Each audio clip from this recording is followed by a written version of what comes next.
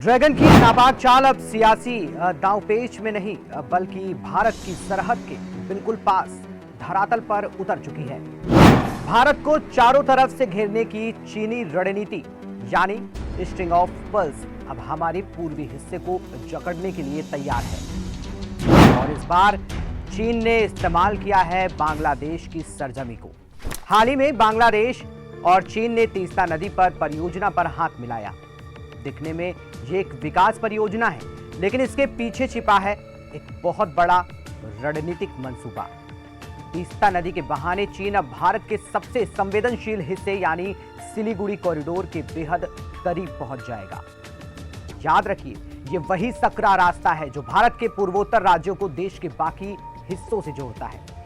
और अगर यहां चीन की मौजूदगी बढ़ गई तो शायद भारत की आंतरिक सुरक्षा और हिफाजत के लिए ये अब तक का सबसे बड़ा अलार्म होगा।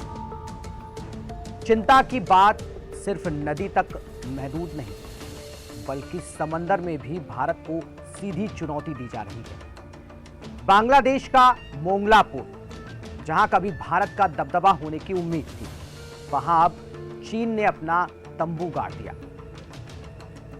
खुफिया सूत्रों की मुताबिक साल 2015 के द्विपक्षीय समझौते के तहत मोंगला पोर्ट पर जिस 110 एकड़ के इकोनॉमिक जोन को भारत को दिया जाना था, बांग्लादेश ने अब वो पूरी जगह एक चीनी सरकारी कंपनी की झोली में डाल दी। यानी जिस जमीन पर भारत की मौजूदगी होनी थी, वहां अब चीन अपनी आर्थिक और लॉजिस्टिक ताकत बढ़ाएगा, जिसके बाद माना यह जा रहा है कि भारत की मुश्किलों में इजाफा होने वाला है और यह संकेत भारत की सुरक्षा की दृष्टि से ठीक नहीं है।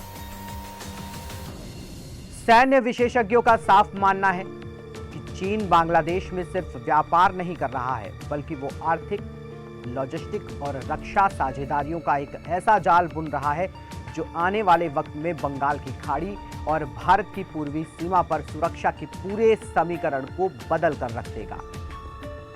ये सीधे सीधे भारत को उसके ही पड़ोसी मुल्क के जरिए घेरने की एक सोची समझी साजिश है। नेपाल, श्रीलंका, पाकिस्तान और अब बांग्लादेश। चीन का ये चक्रव्यूह भारत के लिए कूटनीतिक और सैन्य दोनों मोर्चों पर एक नई परीक्षा की घड़ी है। तीस्ता की लहरों से लेकर मोंगला के समंदर तक चीन की यह हिमाकत नई दिल्ली के लिए एक बड़ा सबक है कि पड़ोस में ढील देश की सुरक्षा के लिए कितनी भारी पड़ सकती है।